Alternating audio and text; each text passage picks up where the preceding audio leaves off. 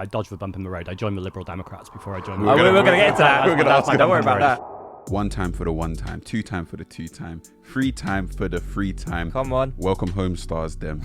You are tapped back in with Northstar Politics, pushing political imagination. You are, of course, joined by myself, Noah East, on each and every platform. The Mile and Malcolm X. We didn't land on Bethnal Green. Bethnal Green landed on us. Come on. Different gravy, never lazy. Yes, Scimitar Herbertov, live in the flesh. Gallister Campbell here today. You're not looking too slim though. I can't do it, I figured it. I've been in the gym. I'm, of course, joined by Sean Ramiz Come on. on each and every platform. Say it again. The Enfield Eric Williams. Cheers. We're calling him Biblical Jesus. Come on, man. Look at me, man. The hair's flowing and ting. Rory slew it. I don't know about that one. Nah, come on. If I'm Gallister Campbell, you're Rory slew it. DreamWorks Moses, let the people them free. Pharaoh, you're doing nonsense to my people. How you doing, my brother? I'm good, alhamdulillah. We're actually at a new place today. Shout out Voices in King's Cross, because we have a very special episode, not of the Northstar Politics show, but of Stargazing. See, we took 1 week off and people say, what's going on? New things for the audience. In it, just like, relax, you're going to get some. You know what I'm saying? 2026, yeah, we're trying out different things. And we've got an interview series coming for you, Stargazing with Northstar Politics. And we have a sensational first guest. Literally, probably, I would say one of the biggest, if not the biggest name in British politics right now. Definitely right now. Yeah, for sure. Hot on the press. Come on now. I mean, if you can read, you've seen. You it's know. going to be Mr. Zack Polanski. We've got Zack Polanski on the pod. We talked about some incredible things today. We started with his journey from theatre all the way to being a lib-dem, which some people might not have known. Yeah, lib-dem, that was a bit of a curveball, but he explained it fairly well. The explanation was good. Yeah. We got into a little bit about nuclear proliferation, his views on migrants, Of course. his views on the Reform Party. If he's just preaching to the choir. We agreed on a lot, which I understand is going to happen, but I think there was also a lot of good pushback from him to us and vice versa. I think it was a cracking interview, if I do say myself. It was.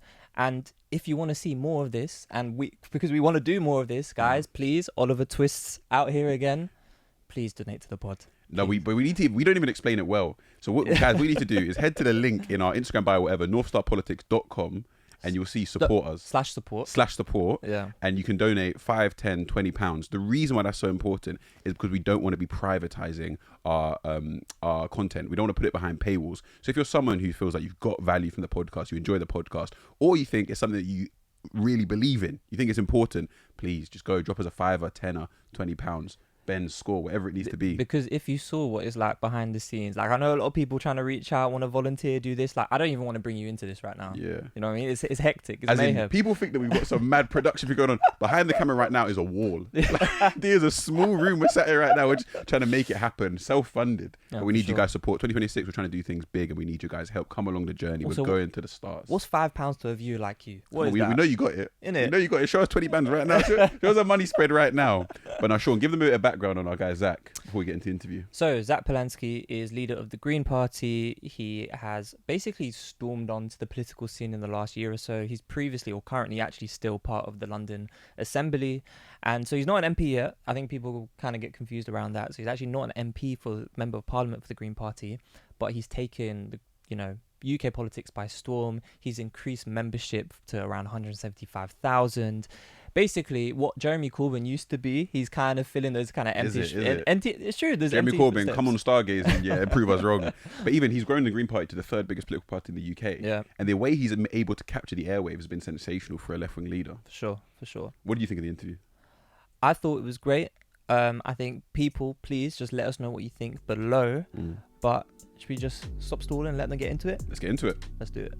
Zack Polanski, welcome to Northstar Politics. Thanks so much for having me. I'm really, really excited. So how does it feel to just, you're about to embark on the best interview of your life so far? Well, I do genuinely want to say to you guys, I waited till the camera was rolling to say this, but I think you guys are amazing. And I'm not saying that because you're about to grill me for the next hour. But also, like, whenever anything's happening in the news, like, suppose there's a big kind of issue going on, usually you guys will pop up on my feed, either one of you or sometimes the guests you have on, and you're always on point. Like, the complexity and nuance combined with, like, a bold way of speaking that's just telling the truth, but not in a simplistic way that misses kind of there's often more than two sides, right? There's often a lot of complexity in things, and the way you guys hold that, articulate it, and do it in a way that people can understand, I think is pretty remarkable. So more power to you. We appreciate that. That is very high pleasure. praise for a man such as yourself who has a brilliant podcast, Bold Politics, if anyone hasn't checked it I see out. what's going on now. No, we're big fans, and it is sincere, because people might not know one of the reasons Zack is our first interview is because he actually came up to us at a politics event back in whenever it would have been at My Life, My Say. Yeah. Brilliant event, and gave us his number and got it organised. So we have to give you more than credit for that, because we know you're a very busy man. My pleasure.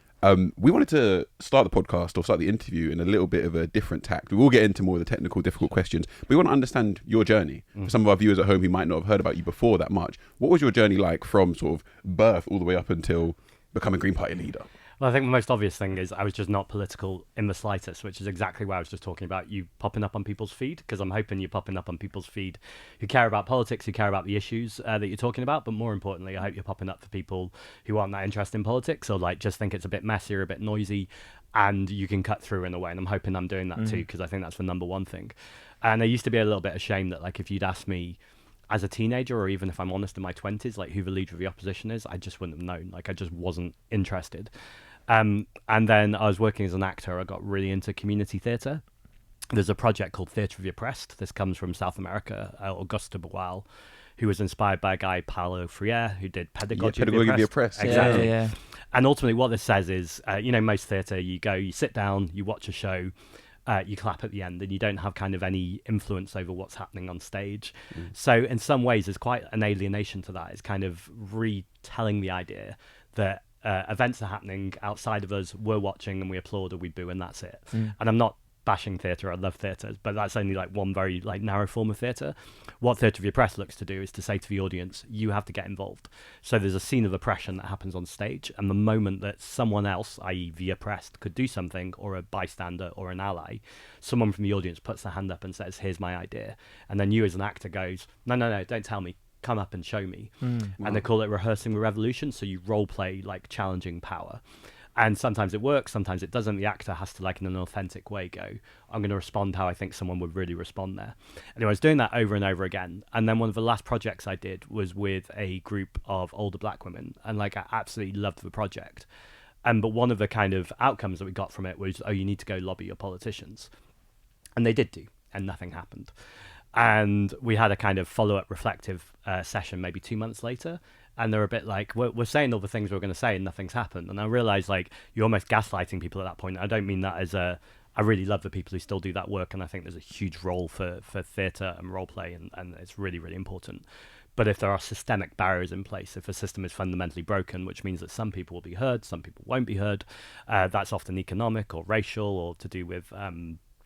it could be a whole diversity of issues, then we need to change the system. So I started to get involved in politics. It seems to be quite clear parallels there as well between the theatre of the oppressed and politics in terms of trying to bring people, the sort of the spectator, maybe the passive voter, into political life on a day-to-day. 100%. And it's also...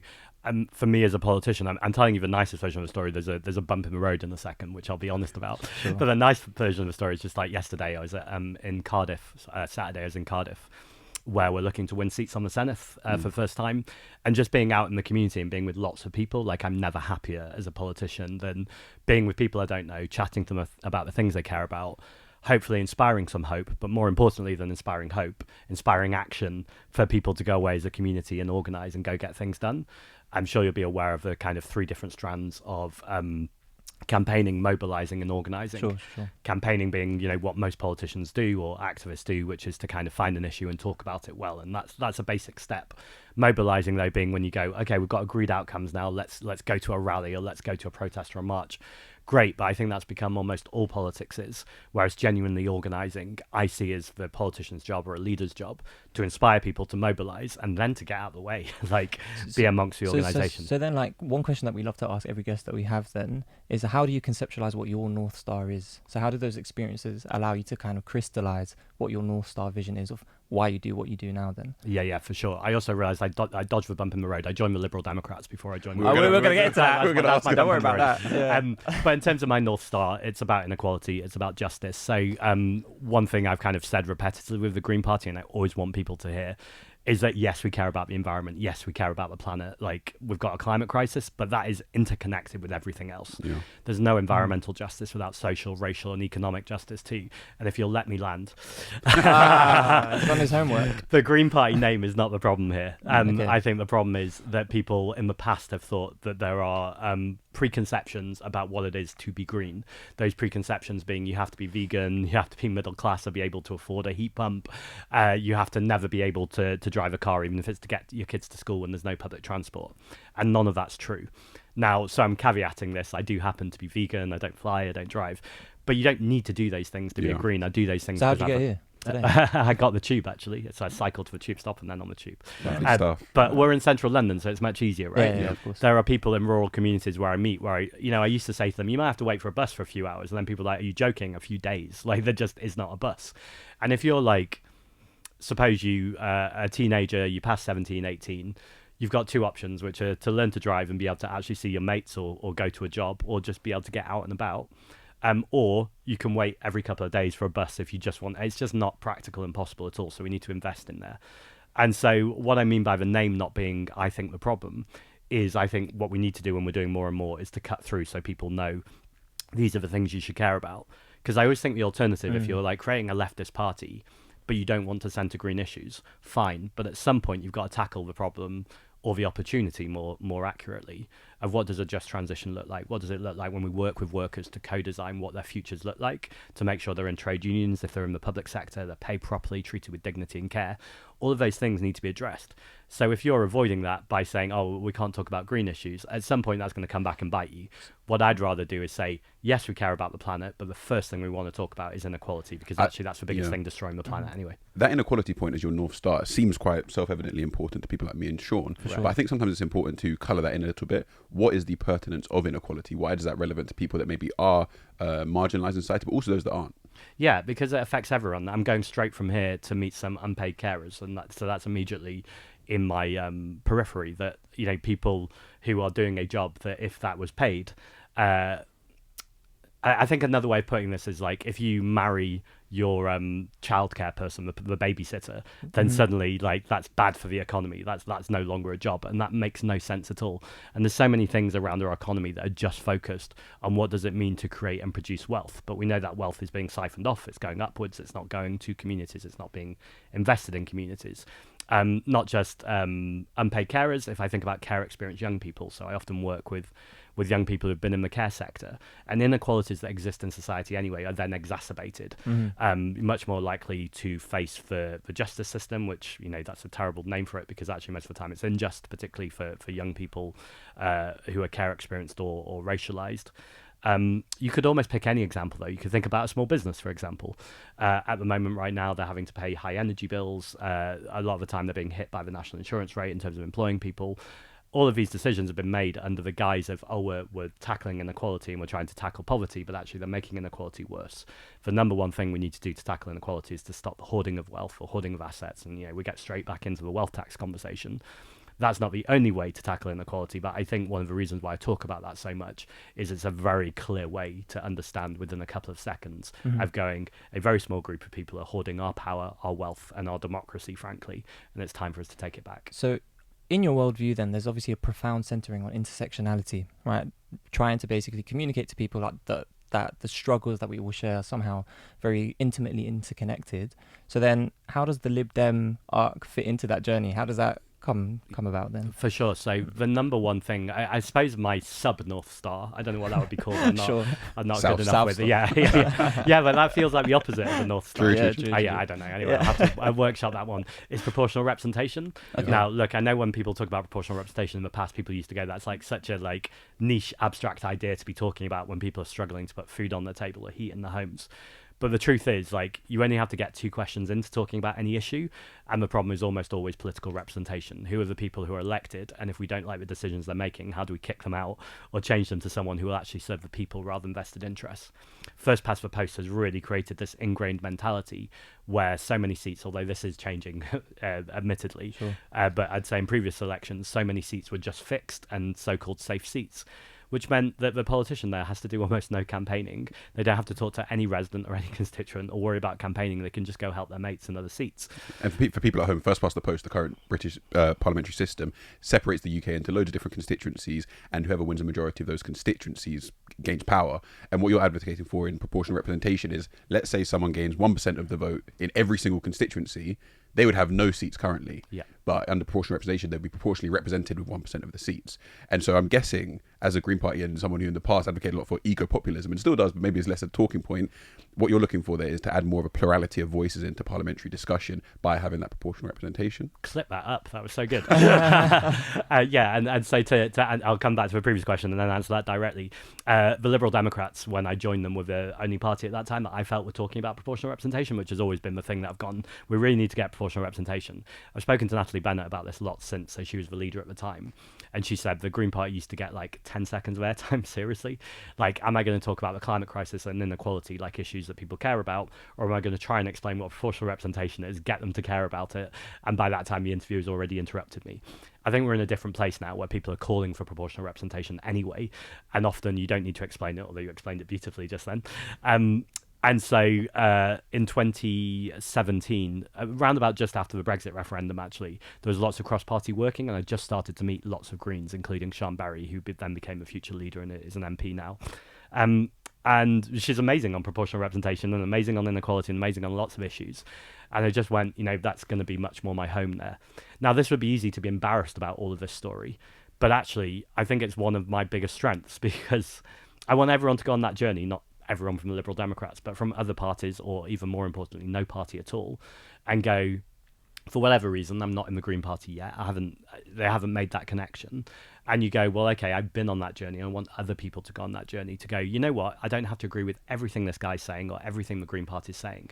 But if there are some core things where I go, actually, that's worth getting involved with, and that makes someone on a Saturday or Sunday go to a local party meeting, get organising, including if they disagree with something I say, as long as it's not a fundamental red line. I'll talk about that in a second. But in the middle of things, if there's something I say that they disagree with, go to your local party meeting, get involved with organising, and our party policy is fully democratic. Let's change it.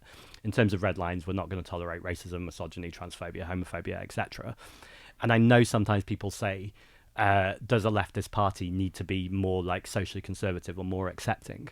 And I just don't accept that, because I think you can easily tie a line between social conservatism and capitalism and exploitation and extraction. And yes, I think there's smart ways of communicating this where you're not preaching at people or lecturing, and the hectoring tone from the left absolutely needs to go, that sometimes exists. But I do think there's a way, and this is eco-populism, of what is the things that connect us, particularly economically, while still showing solidarity to minority and marginalised groups. And that's because I have a fundamental belief. I paused because I was like, is it fundamental? Yes, it's fundamental. Okay. That you may get a small group of people, I mean a very small group of people, who are racist or transphobic, and I'm never going to be able to speak to those people, or I should not never, that's why it's not fundamental, but right now I'm not going to be able to speak to those people without a huge amount of effort that I don't think is going to pay off. But I think for a lot of people who express those views or beliefs, it actually comes down to a much more kind of dissatisfaction, or stronger than that, an anger with the political system, and an anger with inequality, where charlatans like Farage have been able to point at minority groups, not just Farage, we know we get this from the Labour government now too, and say they're the problem. And I really strongly believe if you can point to what the real problem is and change it, I'm not saying racism or problematic behaviour will go away, but I do think it opens space for conversations to happen in more nuanced and complex ways, where people aren't worried that they're fighting for their life. No, I agree, and you touched on a lot there. One thing I want to bring up from a bit earlier in what you were saying is this idea of a natural progression for you being a lib-dem, and it being a natural development for you to end up being Green Party leader. And one thing me and Sean have spoken a lot about on the podcast, naturally, with the state of UK politics, is hypocrisy. We see people like Shabana Mahmood, David Lammy, Keir Starmer going in total sort of contradiction to what they said previous years ago without a natural development. Yeah. And I think, is it a media problem, a political communication problem, that politicians don't feel able to concede anything in terms of, I no longer agree with what I said 4 years ago, and have that natural progression or evolution? I want to say undoubtedly, but you also know that politicians would abuse that if we said too much. You're allowed to say whatever you want anytime, and you can always change your mind. So again, we're into complexity and nuance, I think. And partly, I guess, the question is, do you trust the messenger when they're explaining why they've changed their mind, and show your workings out. I guess that's the answer to this question. If someone can show their workings out and say, this is why I believed what I said before, this is the piece of information or data or research or the conversations I had, and this is why I'm in this position now, I think that allows you to gain trust. What I don't trust is, Farage and the anti-Semitism stuff, I think, is a very obvious example of this. Mm-hmm. He says it doesn't matter what he said when he was, I can't remember, when it was like 12, 13 years old in school. And surprisingly, maybe, I sort of agree. Like some of the stuff, like the hissing at the gassing of the Jews, like obviously I would say this as a Jewish person, but I'd imagine non-Jewish people, in fact, I know non-Jewish people would say horrendous. However, if as an older man now than when he was back then, says I condemn those comments entirely, and this is what I stand for now, I think there's a path to redemption there, which is okay. The problem is, one, the denying of the comments, but two, I think the much bigger problem is the things he's saying now. Precisely. I'm much more concerned about those when you're the leader of reform or the leader of a political party. So I think it's always recognizing people can make mistakes, and that's totally fine. In fact, I think it should be encouraged. If you're not making a mistake, that's why we get the kind of robotic or automaton politicians we get that don't say anything, avoid saying anything that might be a new thing to say or wasn't in the rehearsed lines. Yeah, and I wanted to draw out something around this like idea of like political trust for politicians, and in your experience as well, because obviously I think to many people you come across as very genuine. The fact that like you just gave us your number to kind of organise this, we were like, damn, didn't realise I won't do that for everyone though before people start making But you've obviously sparred as well with the likes of Farage, Sia Yusuf, Layla Cunningham recently as well, and you know it seems to us on our side we can't really even understand how we can't even agree on basic facts of truth. Right. And actually that, no, these charlatans are actually spreading a lot of disinformation. So then if that is true, then what really is their goal? Like, do they really believe in the principles that they espouse? Yeah, are they sincere in what they're saying, or are they just duplicitous from the core? Yeah. Oh, I think it really is duplicitous. And I don't think that's a different question to, are they just villains or evil? I don't necessarily know that's true. But what I do know is true is that, or I believe to be true, from lots of evidence I've spent around these people for years, is that they're very happy with how the system is. Very often it's benefiting them, and it's in their absolute interest to maintain that system. It's also in their interest, I think this is even more kind of insidious, is to kind of push away the idea of anyone having any imagination or the idea that anything can be better. And you really see this from the centre, particularly from centrist media. They go, oh yeah, I agree entirely with the problems that you're identifying, but it could never be any different. And I'm like, well, they're not problems for you then, are you? Because you're saying, oh, these things are just how the world is and it can't be that other way. And it's this idea of, no one said life's fair. And I'm like, well, lots of people have said life should be fair. Mm-hmm. And if we're in positions of political power or political leadership or as podcasters, like what is the point of this whole exercise if we don't believe we can change things and change things for the better? So I do think there's a huge kind of issue around people with wealth or power holding that in space. The people who confuse me a little bit more, and I think confuse is the right word, are people who don't have power and wealth and still represent those parties or those views.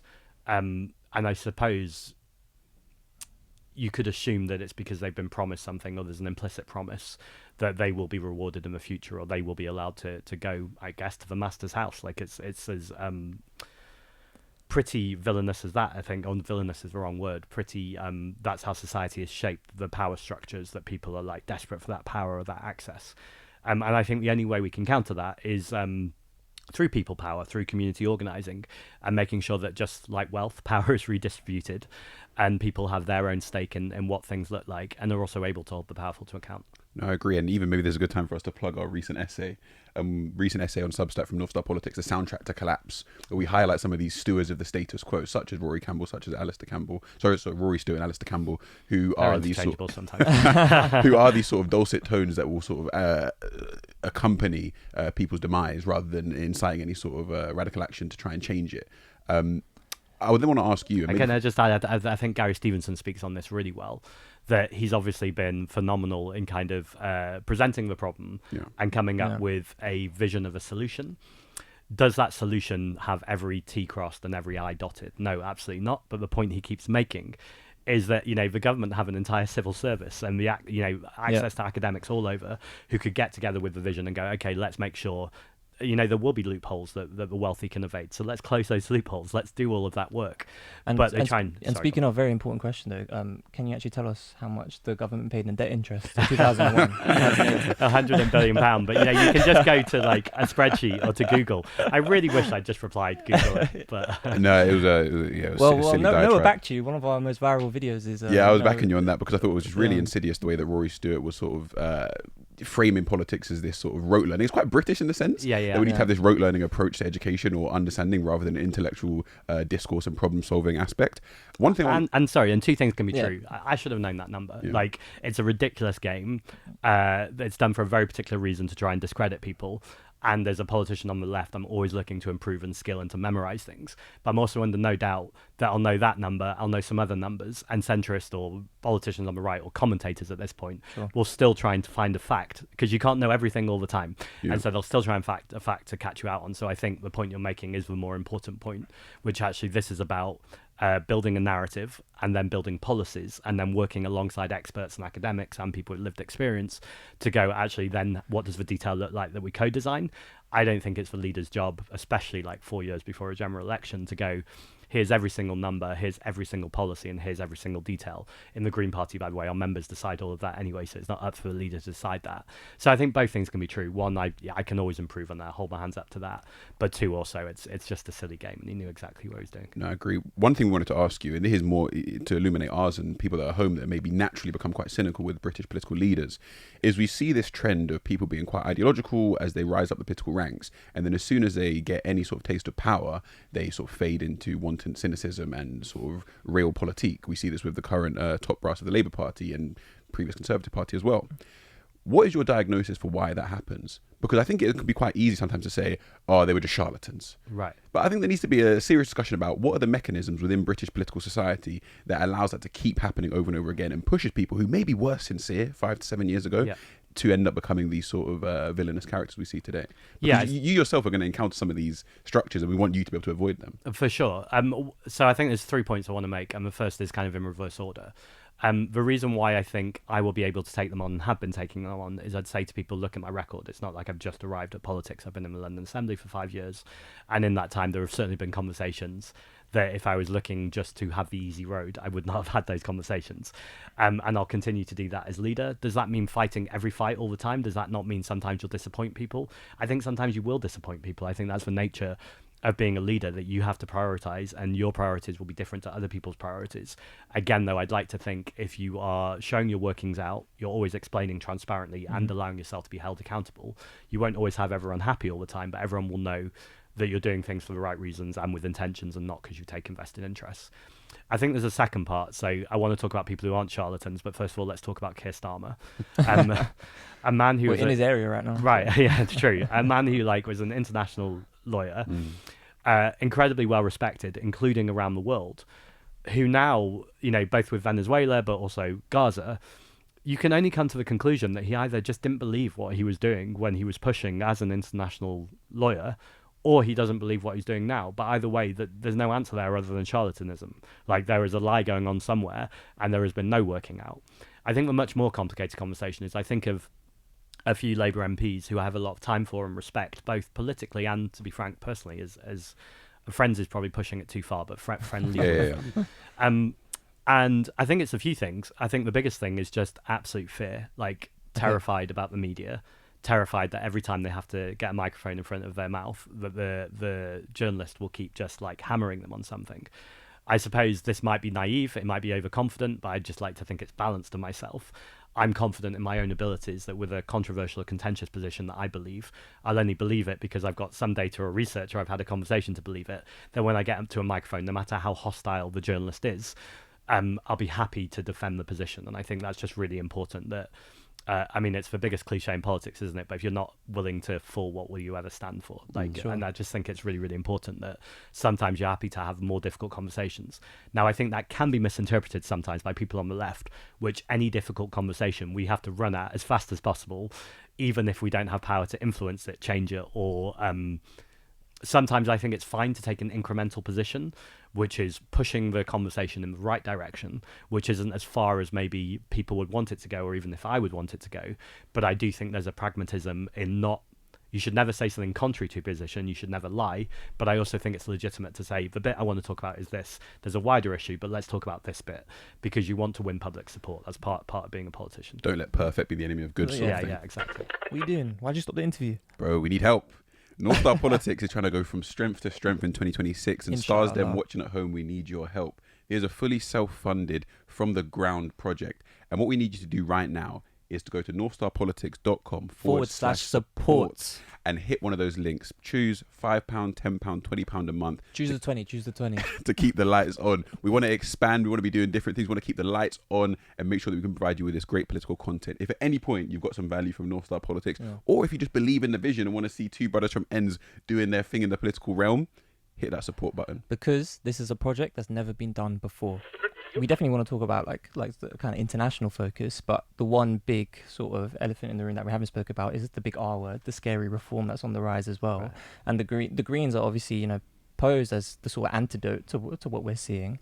One of your biggest challenges coming up, particularly even like, you know, the local elections coming up as well, is your ability to actually cut through to the other side. Because I think you're great for people who already agree with you, but the question that I want to kind of ask is, to what extent do you think you're really able to kind of cut through to those people who tend to have the natural tendencies to support reform? Because I mean, you have tried to, you know, pose the language and the lights of the small boats crisis, etc., in a very different way, but I wonder if, you know, from your experience, do you really see you're kind of cutting through? Is it actually really working, or are we kind of just still preaching to the choir?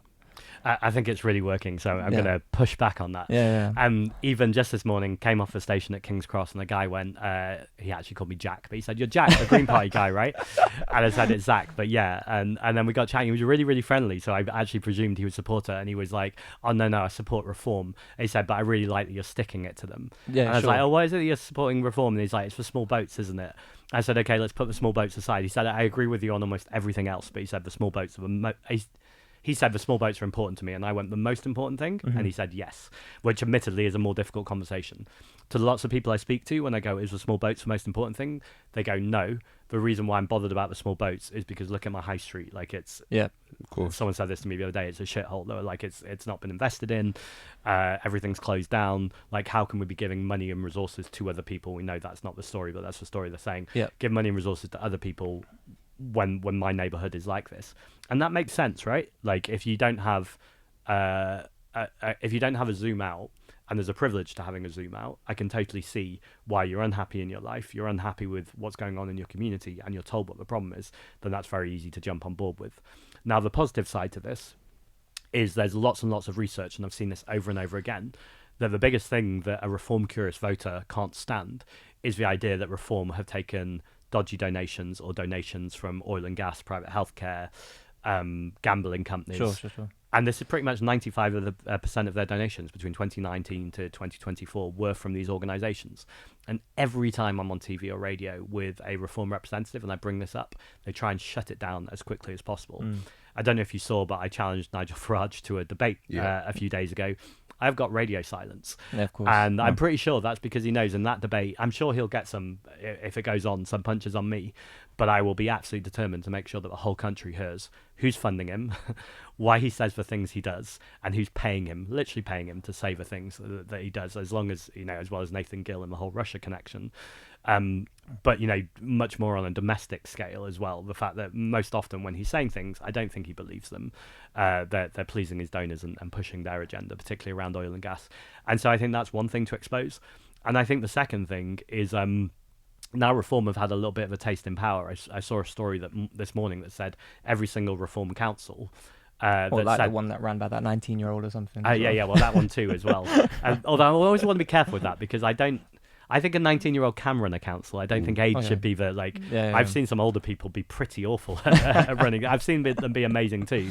But I just always feel like there's like an ageism that I always want to challenge. Sure. That's not defending that particular young person that seems to have done a pretty appalling job and some appalling views. But I'm always like, we've got to watch the age thing on that. But no, it's about the fact they said they weren't going to raise council tax, and every single Reform council is now raising council tax. Now, I'd have a little bit of sympathy. I think there's a wider conversation there around austerity and the fact that councils are struggling for so much money. that's not the conversation they were having, and we know they've supported austerity.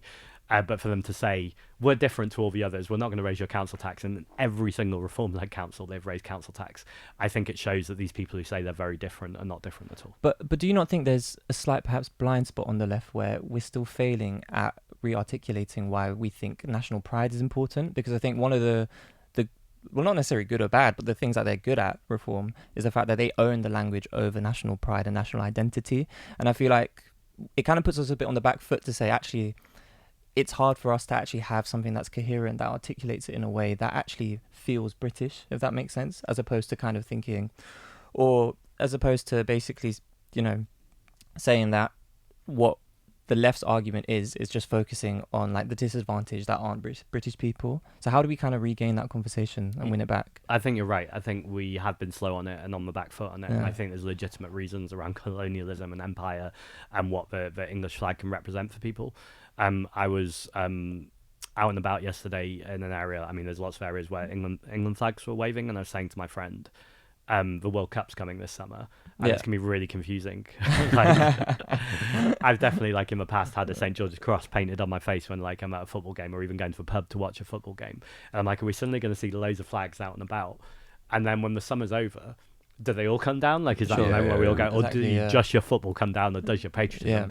And like, although this is like a small issue order in like the grand scheme of things, I think it speaks to the incoherency around what do flags mean as a symbol. And that's because symbols are powerful because they mean different things to different people. And I think undoubtedly there are people that for that England flag, there's no racism involved in it whatsoever. They're just really proud of their country.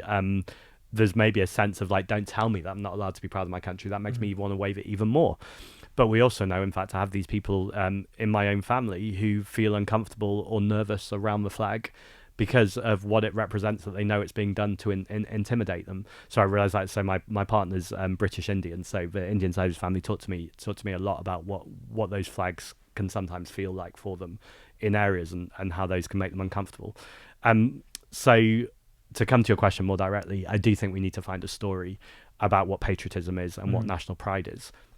The part of the story I've been telling, but I think if I'm honest, it points to your last question. It speaks to people, I wouldn't say who already agree with us, but are more curious about it, which is to say there's actually nothing more patriotic than being in your community, organising, cleaning up your local green spaces, defending your library, that kind of hyper-local politics that cares about community, that says, you know, water companies should be nationalised and in our hands and not like sold off to foreign investors who can then pump sewage into our water, pay us extra for the privilege and take more for their shareholders in dividends. Like, there's nothing patriotic about that. I think there's a piece still missing though, which is speaking to people who are on the right or right curious about all of those issues around nationalisation and around inequality. But I don't think it's as hard as people sometimes think it is. I think people sometimes think this is this impossible task, you're never going to do it. But actually, even, I don't know if you remember, I did a video last year where I was on beaches. It was in Eastbourne. People often think it's Dover, talking about immigration and the small boats and the problem being inequality. Lots and lots of people, and it's anecdotal, but lots and lots of people messaging me who said they hadn't thought about the Green Party before and they would consider themselves centre, even centre-right, and it really made them think differently about things. And I think this is we're never gonna get change from, to come back to the stats and data thing, from repeating stats or data and numbers. People are just like, well, that's not my experience or my friend's experience. Powerful storytelling though, that's grounded in truth, but is actually emotional and hits people in the heart and feels real to their experience, I think is how you shift things over time. And we're straight back to Theatre of the Oppressed, because that's why my journey is very clear, because I think getting people involved so they're the protagonists in their story and they're able to tell their own story by voting in the ballot box for the party that they feel like they've been involved in co-creating, I think is a powerful way to turn the country around. I'm not too sure, because I'm a bit concerned about, and I'll draw it back to when you referenced Gary Stevenson earlier, and then also when you said talking about the reform vote of the UMAT outside King's Cross. I think sometimes we're hitting a stumbling block around mechanisms, because we agree with you that it's very important to push political imagination. And if we contrast the sort of the parallels of maybe a redistributive wealth tax or addressing inequality versus addressing the small boats, it seems that, say, that reform voter you met today maybe feels, yeah, these seem like two avenues towards solving the similar problem of me being enfranchised in my local community and having more wealth pumped into my local community. But on the one hand, with the sort of small boats, there seems to be quite a clear, easily visualizable mechanism to achieve that. Yep. And on the other hand, maybe they're hearing people like yourself and Gary Stevenson saying, well, when we get in power, the civil service will work it out. And for someone who may be a bit more politically discerning, they're thinking, I think let's just go with this first, which seems like more of a clear causal chain to get to my solution. I think you make a really good point in terms of, I often think about politicians on the right or even in the Labour government right now when I'm debating them, and I just think, how much easier is their job? Like, they often accuse me of the Green Party of simple answers. And I'm like, actually, what we're always trying to do is take very complex systems and in a holistic way. Because also in this conversation too, we've not talked about the role of the media. You're almost not going to be able to do some of the things that I'm talking about right now as effectively as we need to until you have a media that's held accountable, that can't just report lies, and that actually is regulated in a way that means, you know, it's not the Wild West out there. GB News being a propaganda machine 24/7 for the right. So there's also that huge inequality. And so the truth really is it's very complicated because you need system change of all sorts of areas. And it's always the job of a politician to go, actually, okay, what's the biggest change I can make right now that I'm going to focus on? If you try and focus on everything, you lose out. So when I'm debating people from an opposite angle, I often think they've got the easiest story to tell. And it surprises me how badly they sometimes do in just communicating a very, very simple thing. When they're held under challenge, they kind of fall apart with it. Whereas my observation is people on the left have to be so much more agile in being able to hold up the conversation, to have the data and stats, and the bar to being credible is so much higher. I do think that's a good thing, by the way. I'm not complaining about it because I think it just makes us all raise our game and just be that little bit better. But it's an observation that we're forced to do that all the time, and there's almost no space to make any kind of mistake. Whereas for those who are putting forward what I would say are simplistic ideas that aren't going to change things, like stopping with small boats, we get straight back to, I talked a lot in Calais about how there was a report that people in Calais aren't allowed to leave. They're stopped at the train station. They want to get to Lille, which is the nearest processing centre. Police are stopping there, particularly if there's someone of colour. They're taking their phone, their bag. Their bag often contains their passport, if they've managed to get a passport or get their passport from their home country, or their phone, which often has the application process on it to get the asylum that you're seeking. You don't just go to Lille once, you have to go 3 times, and it's about 50-60 euros on the train. So pretty much an impossible task for most people to be able to claim asylum in France. So then we talk about the small boats, and almost, well, very, very difficult to get over on a small boat and then be able to claim asylum, which is why people are led to desperation. I think structurally one of the things we also say is a way to articulate the problem to people on maybe the reform-leaning side is that, yes, we don't think that people should be arriving at our borders on small boats. We think it's a horrific thing for someone to have to do. But the fact that this is the process they need to go through says more about the gutting of our public infrastructure. That Britain, one of the biggest economies in the world, doesn't have the systems in place or the wealth within the public sector in place to process people. I'm taking that answer to the bank now. Yeah. We wanted to go into international relations. Yeah, so obviously the world seems like it's a bit on fire. We're shifting to a multipolar world. And just to kind of bring in this topic, I'm just going to read you a quote from Mr. Trump. Right. And he recently said This that... isn't like fanboying, is it? I'm not on this podcast No, taking don't a worry.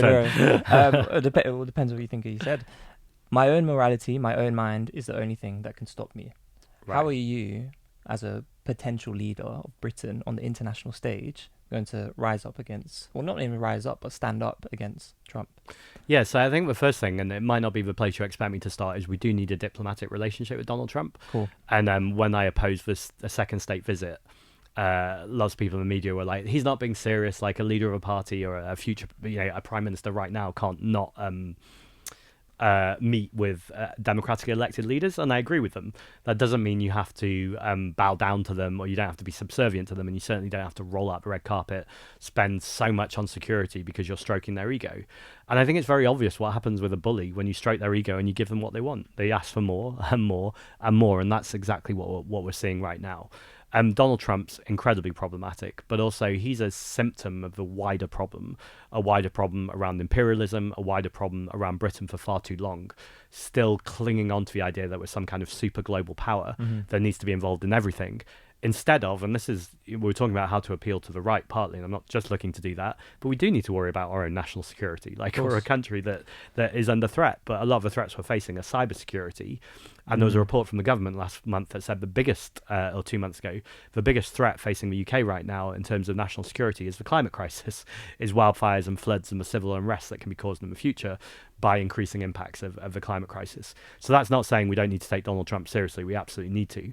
But even if the frame for a start is about what does this country need to do right now to defend its borders or national security, it's actually to invest in climate resilience, to invest in cybersecurity, and not to keep pumping money into Trident, for instance, a nuclear weapon that hasn't had a successful test operation in the last decade. So not only are we funding something, it doesn't even work. So the idea that it's a deterrent, we have a deterrent that doesn't work, but no one seems to talk about the detail and nuance of this. I agree, and I think it is really problematic that we can't have a functioning nuclear deterrent without US support. But what I'd say is, especially with the developments in Venezuela recently with the Trump administration abducting Nicolas Maduro, and then we see that in relation to also Russia invading Ukraine, and Ukraine previously, before the fall of the USSR, having the 5th largest nuclear arsenal.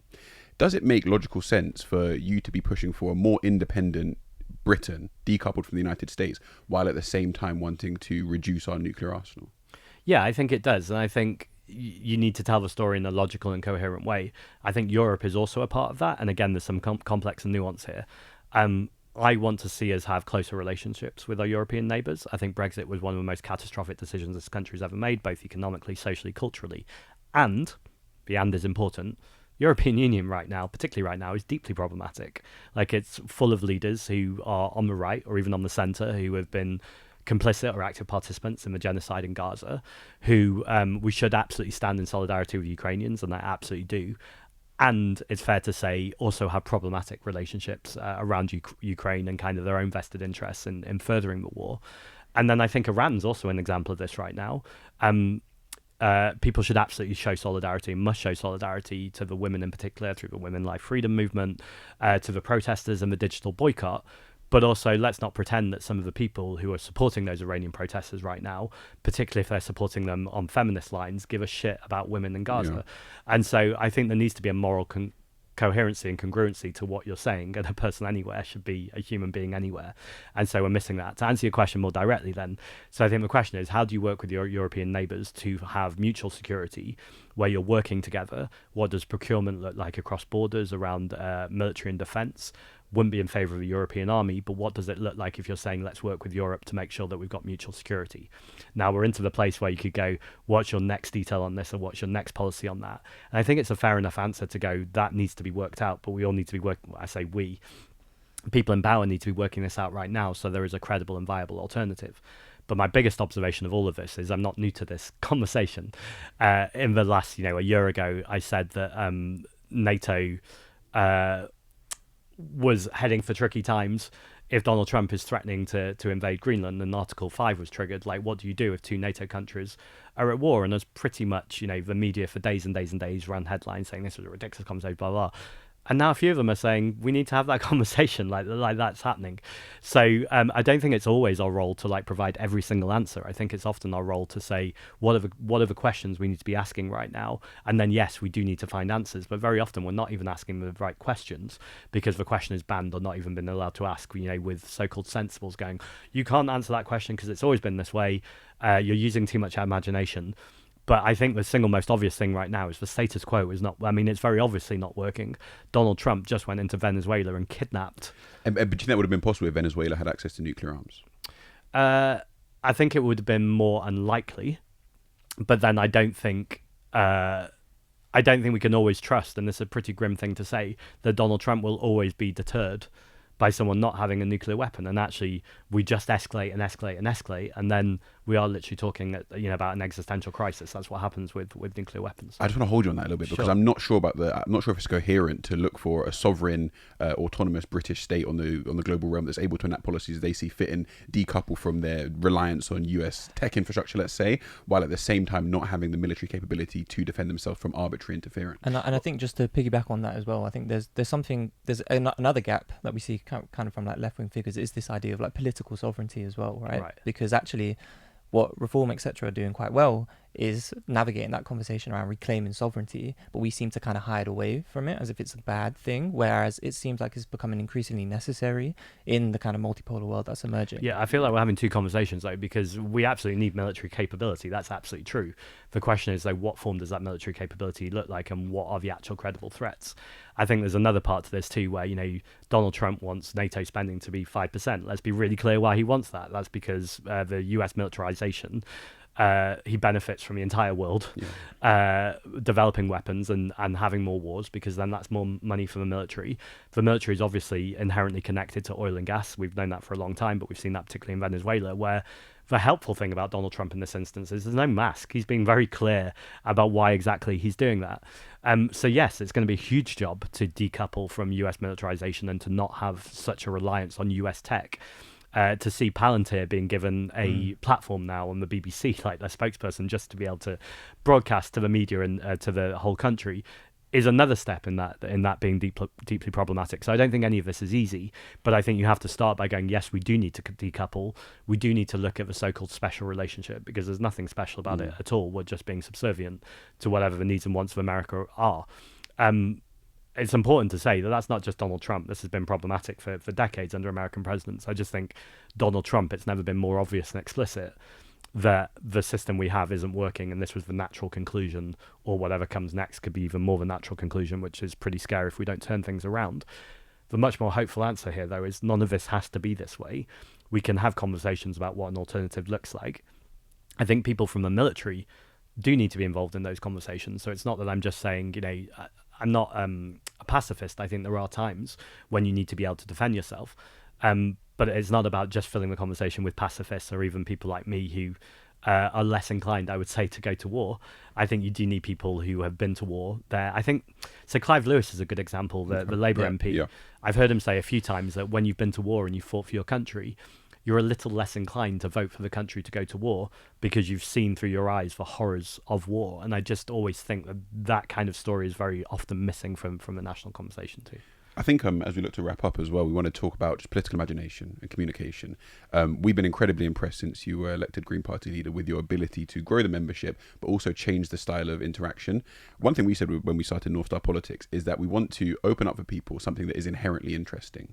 A lot of times in sort of Westminster-based political media, they're trying to liven up the parts of politics that aren't interesting. Right. Whereas what you've done very well, both of you, like sort of your entertaining stuff on Twitter as well as Bold Politics, is actually draw out the inherent interesting sides of politics. For people that still feel very apathetic about politics as an avenue to improve their life, what would you say to them? What would you say are the Green Party's goals over the next 4 years towards the next general election? What are the Green Party looking to do in those next 4 years, and then if they were to be successful in the next general election? Yeah, I want to answer what I want other people to do, and then I'll answer what I want to do. I want other people to do. I think stuff like The World Transformed is absolutely phenomenal, which is, for those who don't know, it is like a political kind of conference that started around Jeremy Corbyn's, in fact it was during Jeremy Corbyn's leadership, has now detached from the Labour Party. So in Manchester this year, it's just its own separate thing. But it's both politics, it also has musicians, bands, theatre, art, so it's like a kind of festival almost, where people are encouraged to go engage, and it'll actually be interesting and fun and enjoyable and communal, but also the politics is very much there. I should also say there was a pub quiz which I hosted, which I apparently Ed Miliband did it a few years ago, Zara Sultana last year, and then I did it this year. So yeah, there's all that kind of stuff going on, which I think is really, really important to engage people who wouldn't necessarily go to a political event or a political conference.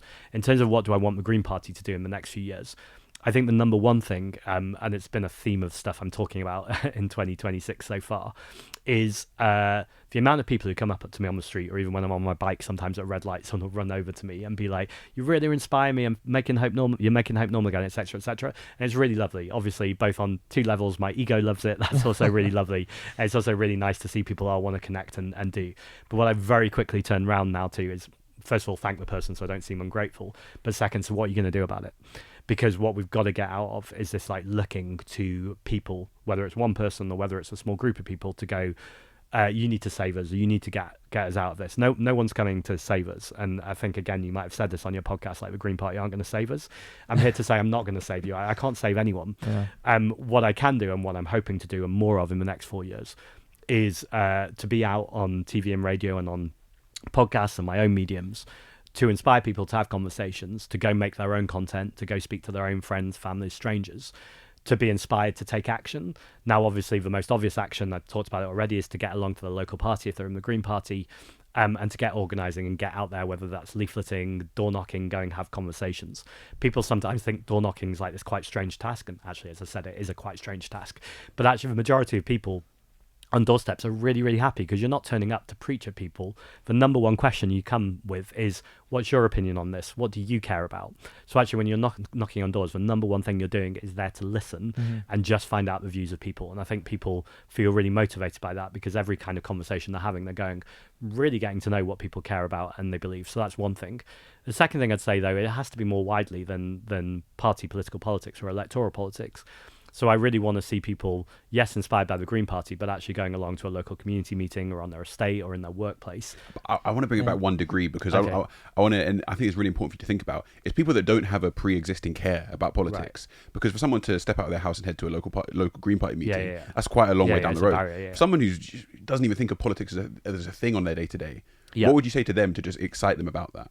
I think it's first of all, I think you have to come from if I'm not excited yet, you've got to go from propelling away from fear or propelling away from unhappiness. If someone's really happy and they're not politically aware, they kind of don't need to be politically aware, right? They're really happy. Their life's probably going okay. So we're talking about people who maybe are deeply unhappy or just kind of getting through and just think it can never be another way.